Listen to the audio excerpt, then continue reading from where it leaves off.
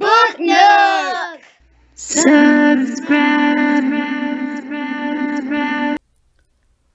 Autumn's First Leaf by Steve Metzger, illustrated by Aaron Zenz.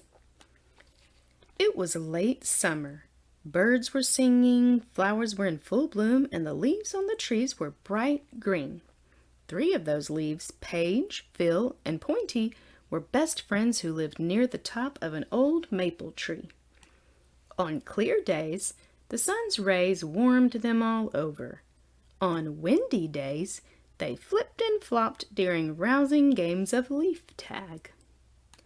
And when it rained, they played Bop the Drop. "You're a regular Babe Ruth," Pointy yelled as Paige smacked a raindrop out of the grove. As the summer drifted along, the days grew shorter and cooler.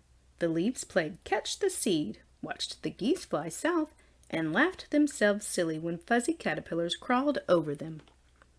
One morning, Pointy woke up and noticed something strange. "Hey, what do you think of that?" he exclaimed. "Part of me is gold." "That's pretty cool," Paige said as she bent over and looked at the tips of Pointy's leaves. "How did you do that?" "I didn't do anything," Pointy answered. "You look like the petal of a colorful flower," Phil said. "That reminds me of a fun game. Let's play I Spy Colors." "Okay," said Paige.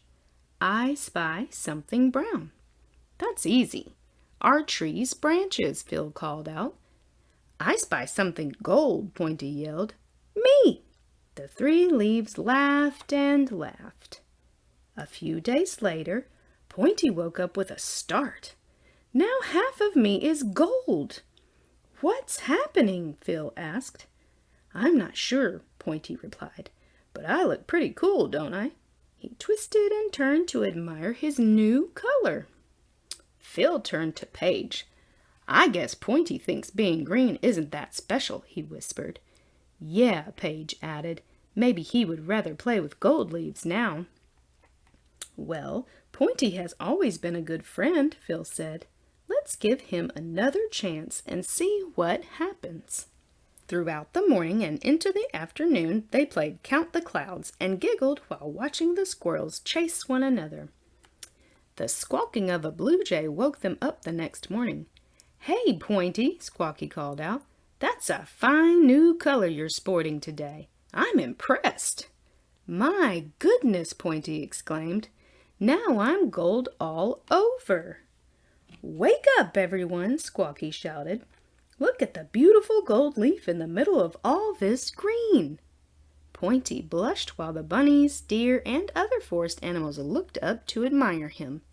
Paige and Phil were not happy. Not happy at all. Once the forest animals moved on, Pointy asked, "What should we play today?" "I don't know if we should play together," Paige said with a frown. "Maybe you're just too cool to play with green leaves." "Wait a minute," Pointy called out.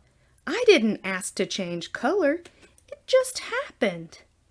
Phil and Paige looked at each other. After a few moments, they turned to face Pointy. "We're sorry," Paige said. "We know you didn't change on purpose. I guess we're jealous of all the attention you're getting." "Do you still want to play with me?" Pointy asked. "After all, I'm gold now." "We don't care," Paige said. "You're still the same leaf to us." "Let's play twist and spin," Phil shouted. They played until the sun went down. The following week, there was another surprise. "Look, now I've changed color," Paige cried out. "I'm gold, but my edges are orange."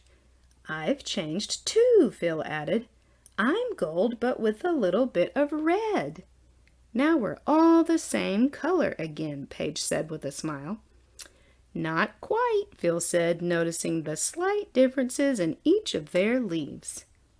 "It really doesn't matter what color we are," Pointy added, "as long as we're friends."